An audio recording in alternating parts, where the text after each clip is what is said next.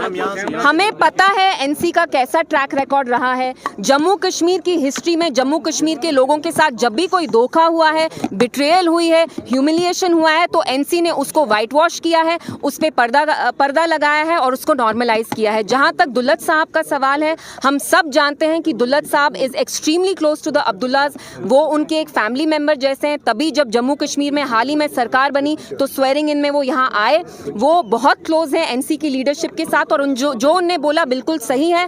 जो उनने कहा फारूक साहब privately he supported the abrogation of article 370।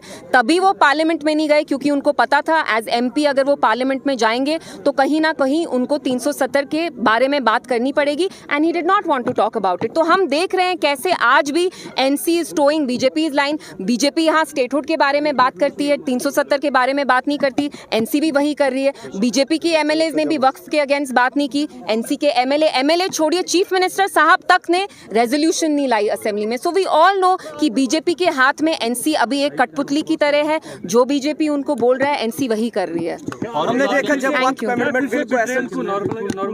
Of course किया जा रहा है। और जम्मू कश्मीर की आवाम ने जिस वजह से इनको एक भारी अक्सरियत से यहाँ लाए, 50 एमएलए आए एनसी के।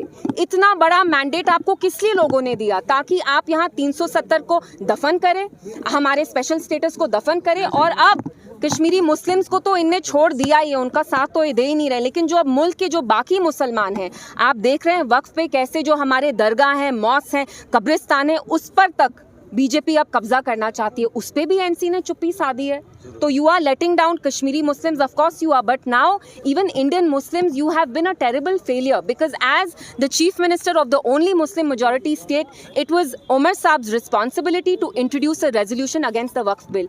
उन 3 दिनों ने क्या किया? असेंबली जानबूझ के नहीं आए और ट्यूलिप गार्डन में वो रिजू जी जिस मिनिस्टर ने इस बिल को लाया उनके साथ वो दिखे। उनका मानना है कि एडजर्नमेंट मोशन लाना गलत था, ऐसा नहीं करना चाहिए, उमर साहब ने कहा था। तो वो तो उनके एमएलएज ने लाया and he is a 2-time chief minister. Is he not aware that an adjournment motion cannot be brought by the ruling party MLAs? It can only be brought by the